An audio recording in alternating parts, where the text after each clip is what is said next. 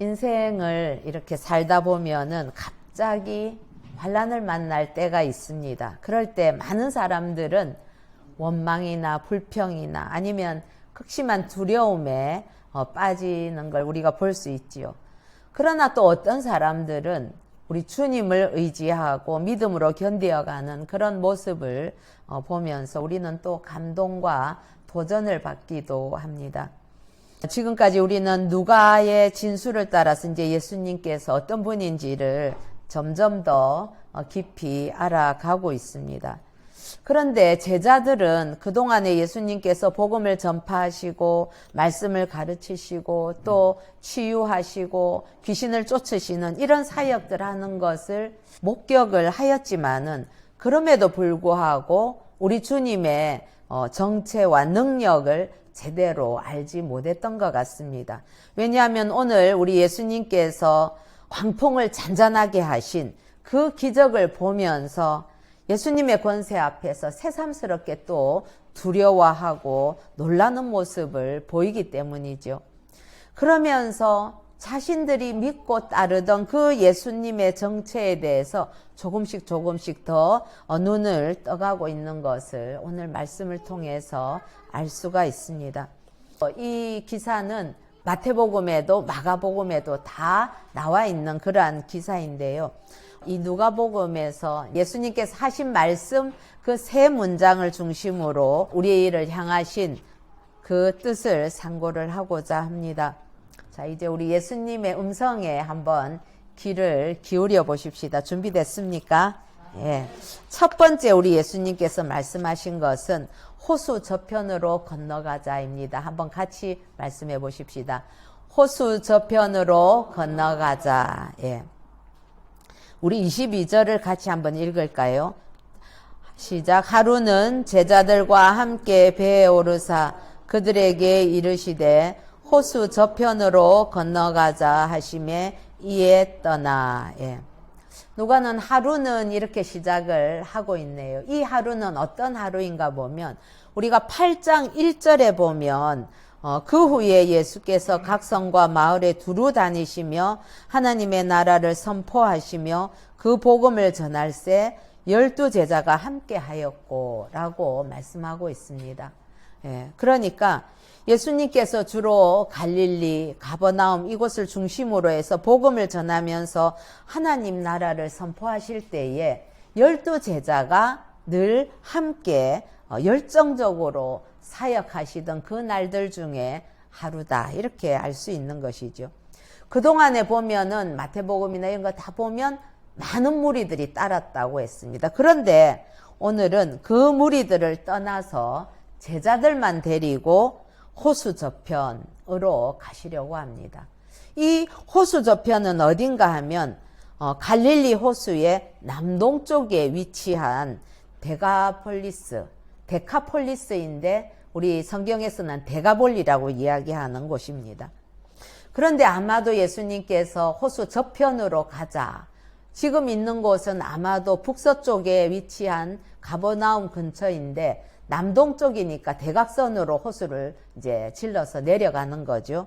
제자들은 아마 그 얘기 듣고 선뜻 내키지 않았을지도 모릅니다. 왜냐하면은 이 건너가고자 하는 그 지역인 데카폴리스는 어떤 곳인가 하면 헬라 문화가 굉장히 왕성하던 그 당시에 곳곳에 지어져 있던 10대 도시 중에 하나입니다. 데카라는 말이 열이라는 숫자를 이야기를 하고요. 폴리스가 이제 도시를 의미하지요. 그래서 이곳에는 유대인들보다는 이방인들이 훨씬 많이 사는 그런 곳이기 때문에 그 당시에 데가볼리를 향해서 뭐라고 얘기했는가 하면 이방인과 회개하지 아니한 유대인들이 사는 곳으로 알려져 있는 곳이 바로 데카폴리이기 때문입니다. 말하자면 호수 저편은 이 제자들 골수 다 유대인들이죠. 그 유대인들에게는 좀 마음이 불편한 그런 곳이기도 한데 예수님께서는 그곳으로 가자고 말씀을 하시네요. 게다가 그곳은 밤중에 갈릴리 호수를 가로질러서 내려가는 것은 풍랑의 위험을 안고 있었기 때문에 좀 주저하는 마음이 있었을 것입니다. 고대 근동의 문화에서 보면 물은 언제나 두려움과 공포의 대상이었다고 합니다.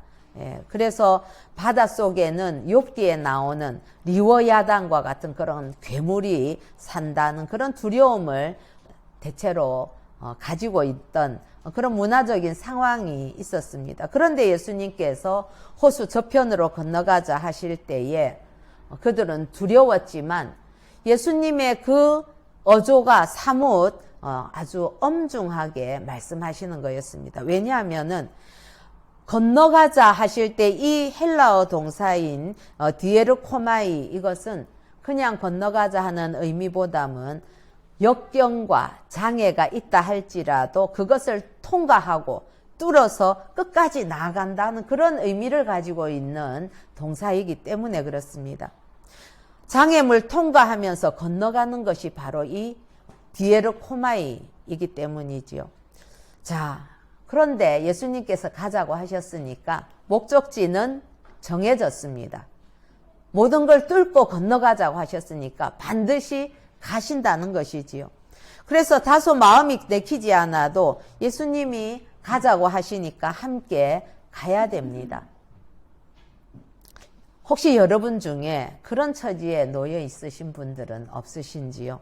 마음이 내키지는 않지만 이렇게 호수 건너편으로 가야 된다면, 또 가고 싶지 않은 목적지가 기다리고 있다면 더욱이 그 가야 되는 길이 어떤 난관을 극복하고 역경을 이겨내면서 가야만 하는 고난의 그곳이라면 사실은 발걸음을 떼는 것이, 그 배에 올라타는 것이 결코 쉽지 않을 것입니다. 뿐만 아니라 깊은 물을 건너가는 것은 분명 두려운 일이지요. 제자들은 해저물 역에 예수님을 모시고 배에 올라타서 밤길을 잘 헤치면서 노를 저어 가야 됩니다. 1세기 갈릴리 호수에서 고기잡이 하던 배는 보통 한 15명 정도가 탈 수 있는 크기였다고 합니다. 예수님과 12제자가 타기에는 딱 맞는 그러한 배지요. 어쨌든 이 제자들과 예수님이 한 배에 올라탔습니다. 우리 23절 같이 한번 읽어보십시다. 시작. 행선할 때에 예수께서 잠이 드셨더니 마침 광풍이 호수로 내리침에 배에 물이 가득하게 되어 위태한지라. 행선을 시작하자 예수님께서는 많이 고단하셨던지 금방 잠이 드신 것 같습니다. 제자들에게 배를 맡기고 주무시는 모습, 여러분 참 평안한 모습이지요. 믿고 맡기고 그렇게 깊이 잠드신다는 것은 참 그 공동체가 얼마나 평강이 있고 또 사랑이 있는 공동체인가 하는 걸 알 수 있습니다. 처음에 마뜩지 않게 출발은 했지만 점점 제자들도 가다 보니까 이제 눈에 아름다운 갈릴리 호수의 모습들이 보이기 시작했을 겁니다. 갈릴리 호수는 해발 300m 정도 되는 높은 산지에 이렇게 둘러싸여 있다고 하네요. 그래서 경관이 아주 멋지다고 합니다. 반면에 이 호수면은 바다보담도 해수면보다 200m나 낮은 곳에 자리를 잡고 있습니다. 그래서 실제로 산지와 그 호수면의 차이는 500m나 되는 그런 높이를 가지고 있다고 해요. 그런데 이런 지형 조건으로 인해서 주변 산지의 차가운 공기와 그리고 낮 동안에 바짝 햇빛을 받은 그 중동 지역의 갈릴리 호수 표면에 더운 공기가 만나게 되면 이게 심한 온도차로 인해서 강한 바람을 일으킬 수 있다고 합니다. 즉 예측할 수 없는 심한 풍랑이 일기도 한다는 것이지요. 자, 그런데 조용히 가고 있던 그 배에 갑자기 잠잠하던 바다 위로, 호수 위로 큰 바람이 몰아칩니다. 누가는 그래서 광풍이 호수로 내리침에 이렇게 표현을 하고 있습니다. 이 바람을 광풍이라고 했는데 이것은 헬라어로 라일라프스라는 단어를 쓰고 있습니다. 이건 회오리 바람 혹은 해안을 강타하는 허리케인과 같은 그런 바람을 의미하는 단어입니다. 마가도 이 단어를 썼고 마태복음에 보면 큰 놀이 일어났다 이렇게 표현을 하고 있거든요. 마태가 쓰는 단어는 세이스모스란 단어인데 이것은 광풍이라기보다는 지진에 가까운 그런 것을 의미하고 있다고 하지요. 그래서 여러분 해저에서 지진이 막 일어나고 바람이 광풍이 몰아치고 이러면 안과 밖에서 몰아치는 이건 엄청난 그러한 공포를 동반하는 그런 풍랑이라고 볼 수가 있습니다. 여러분 안팎으로 밑에서 위에서 이렇게 내리치면 어쩌면 아무도 살아남지 못할 정도의 그런 어려움이고 사람들은 야 성경에서 나오던 바다 괴물에 우리가 그만 걸려들었구나 라는 생각을 할 수 있는 그런 상황이 된 것이지요. 사랑하는 성도 여러분, 예수님이 배에 타셨고 그렇게 예수님과 한 배를 탄 제자들에게 죽음의 공포를 느낄 만한 그런 무서운 풍랑이 닥친 것처럼 오늘날 우리도 예수님과 동행하는 삶을 사는 중에도 이처럼 세상의 풍파와 환란이 임할 수 있다는 사실을 깨달아야만 합니다. 예. 어떤 사람들은 예수 믿게 되면 모든 일이 내 뜻대로 잘 되고 원하는 것 뭐든지 이루어진다고 그런 생각을 하기도 하지만 여러분 성경에도 그렇고 현실에서도 보면 어디에서도 그렇게 된다는 말은 없습니다. 우리 성도의 인생길에도 분명 장애물과 환난과 고난은 있는 법입니다. 세상 사람들과 다른 게 있다면 우리는 주님이 우리와 함께 동행하고 계시다는 사실이지요. 풍랑 만난 그 배에 예수님이 함께 계셨던 것처럼 주님이 우리와 함께 하신다는 사실이 다를 뿐이지 그리스도인들도 여전히 이 세상을 살아가면서 환난과 위험과 고통을 당하게 된다는 것이지요. 자, 그러면 우리 두 번째 주님의 음성을 한번 들어보십시다. 첫 번째는 호수 저편으로 건너가자 하는 것인데 두 번째는 어떤 음성인지 들어보십시다. 그런데 그 음성을 듣기 전에 먼저 제자들의 외침이 있네요. 우리 24절 함께 읽어보십시다. 시작. 제자들이 나와 깨워 이르되 주여 주여 우리가 죽겠나이다 한데. 예, 그렇습니다. 여기까지 먼저 한번 보십시다. 광풍이 내려치고 배에 물이 차고 위태해지자 제자들이 예수님께 소리를 칩니다. 주여 주여 두 번 했다는 것은 얼마나 그 상황이 다급한지 알 수 있는 거죠. 그리고 우리가 죽겠나이다 그렇게 마구 소리를 치고 있습니다. 그런데 여기에서 죽게 되었다라는 이 단어 아폴림이라는 이 동사는 그냥 우리의 생명이 위험하다는 그런 의미하고는 좀 더 깊은 의미를 가지고 있는데 이건 물에 빠져 죽다는 의미보다도 지니고 있던 것을 잃어버린다. 혹은 기대하고 있던 것을 놓친다. 또 혹은 잘 하려고 했던 것을 망쳐버린다. 멸망하다. 이런 뜻을 가지고 있는 단어입니다. 그렇습니다. 제자들은 지금껏 자신들이 쌓아왔던 그 모든 것을 바다 한가운데서 어이없게 잃고 놓치고 망하게 될까봐 두려워서 목청을 높여서 예수님을 꾸짖듯이 소리쳤다 하는 그런 뜻이 이 단어가 의미를 하고 있습니다. 이 말을 좀 쉽게 번역하자면 제자들이 한결같이 우리가 다 이렇게 생겼어요, 예수님. 우리가 다 놓치게 되었다고요. 완전히 망했어요. 요즘 아이들 말로 폭망했어요. 그런 의미를 가지고 있는 외침이라는 거지요.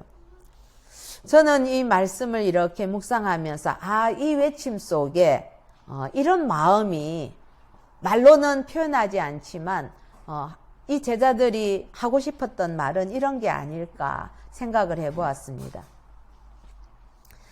도대체 누가 이 호수를 건너가자고 했죠? 아니, 건너가자고 할 때는 언제고 무심하게 이 난리통에 잠이 옵니까? 우리는 그물도 버리고 직장도 버리고 가족도 남겨두고 다 버리고 당신을 따랐지 않습니까? 그리고 한참 신나게 예수님 따라다니면서 많은 무리들이 따르는 것에 우리는 좀 우쭐하기도 했고, 그리고 예수님께서 말씀하시는 그 세상이 오면 나도 한 자리 할 줄 알았는데, 아니 도대체 갑자기 이게 무슨 일입니까? 라고 원망하는 것이지요.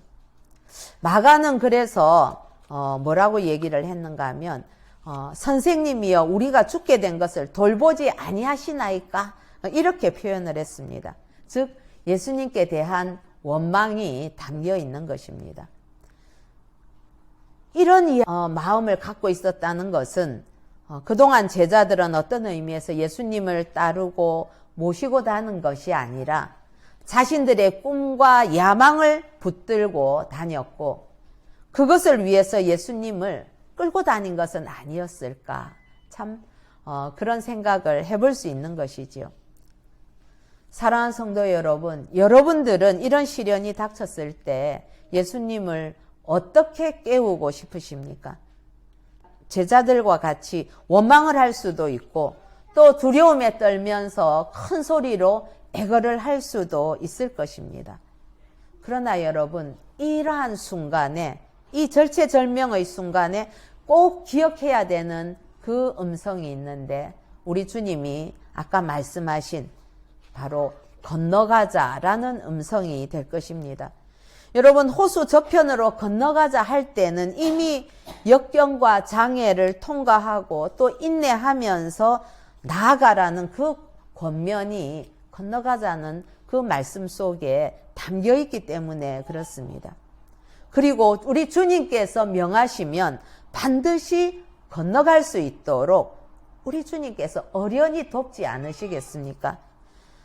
성도 여러분, 그렇기 때문에 우리는 이겨내야만 합니다. 그리고 또 높은 파도를 뚫고 나가야만 합니다. 광풍에 맞서서 싸워야만 합니다. 지진이 일어날 것 같아도 당황하지 말고 그 자리를 지켜야만 합니다. 우리들이 가야 하는 목적지인 호수 저편이 비록 가고 싶지 않은 이방의 땅이라 할지라도 비겁하게 노를 거꾸로 저어서 다시 돌아갈 것이 아니라 계속 그곳을 향해서 운행을 해야만 합니다. 왜냐하면 예수님께서는 한번 하신다고 하시면 반드시 하시기 때문이죠. 그래서 기필코 우리를 호수 저편으로 데리고 가시기 때문입니다. 자, 우리 두 번째 말씀을 생각하면서 24절 하반절 같이 한번 읽어보십시다. 예수께서 시작. 예수께서 잠을 깨사 바람과 물결을 꾸짖으시니 이에 그쳐 잔잔하여 지더라. 예, 마가는 이 부분을 이렇게 얘기합니다. 4장 39절에 보면 예수께서 깨어 바람을 꾸짖으시며 바다더러 이르시되 잠잠하라 고요하라 하시니 바람이 그치고 아주 잔잔하여 지더라. 예. 두 번째 예수님께서 말씀하신 그 문장은 잠잠하라 고요하라 입니다. 예. 이 부분을 어떤 분은 조용 이렇게 표현을 하셨다고 합니다. 저도 참 그 말에 동감을 하게 되더라고요. 자, 드디어 예수님께서 일어나셨습니다. 배는 뒤집힐 것 같고 제자들은 아우성으로 아수라장이지만은 예수님께서는 조금도 요동하지 않으십니다. 그리고 예수님께서 바람과 물결을 향해서 꾸짖으십니다. 마가가 아까 말씀드린 것처럼 잠잠하라, 고요하라 라고 한 것처럼 예수님께서 그렇게 잠잠하라, 고요하라고 호수에게 그 풍랑이 있는 물결과 바다를 향해서 말씀을 하십니다. 예수님께서 그 바람과 물결을 꾸짖으시니 갑자기 호수가 잔잔해집니다. 여기서 꾸짖으신다는 것은 주종관계를 의미합니다.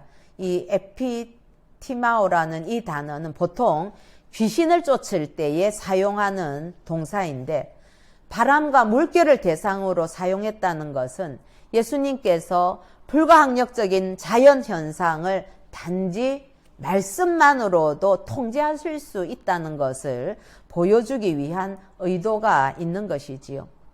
보통 우리가 바다나 이런 것들을 혼돈을 상징하는데 그 바다를 말씀으로 제압하실 수 있는 분이 누구겠습니까? 그건 창조주밖에 없으시거든요.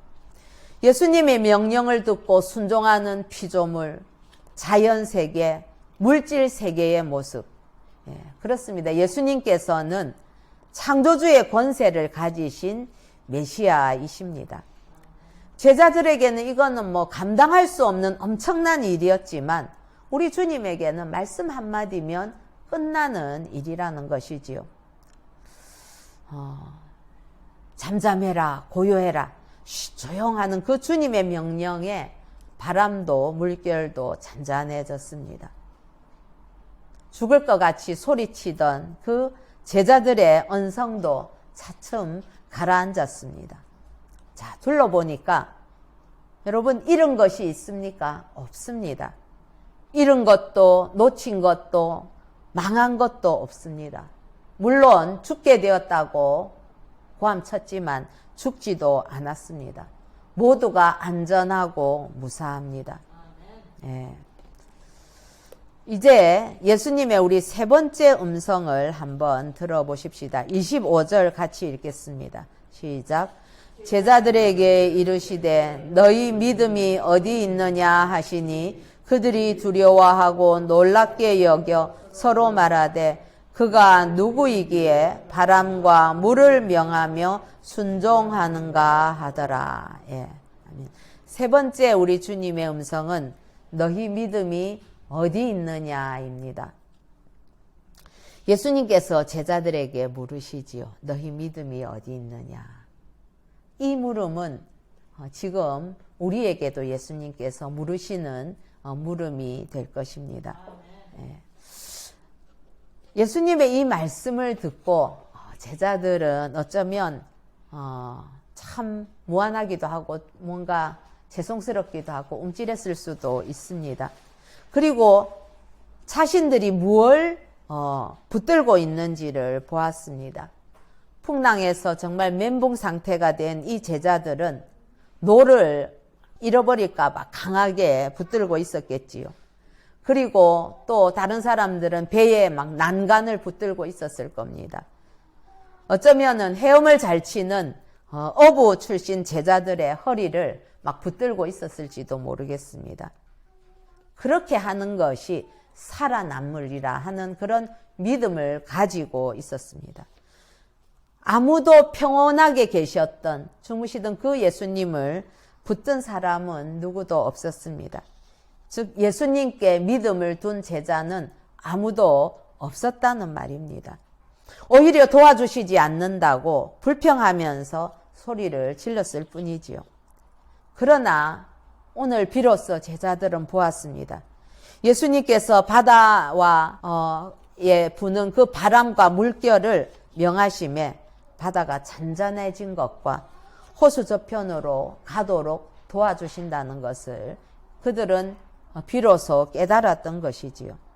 그래서 그들은 두려워하고 놀랍게 여겨 서로 말하되 그가 누구이기에 바람과 물을 명하여 순종하는가 하더라.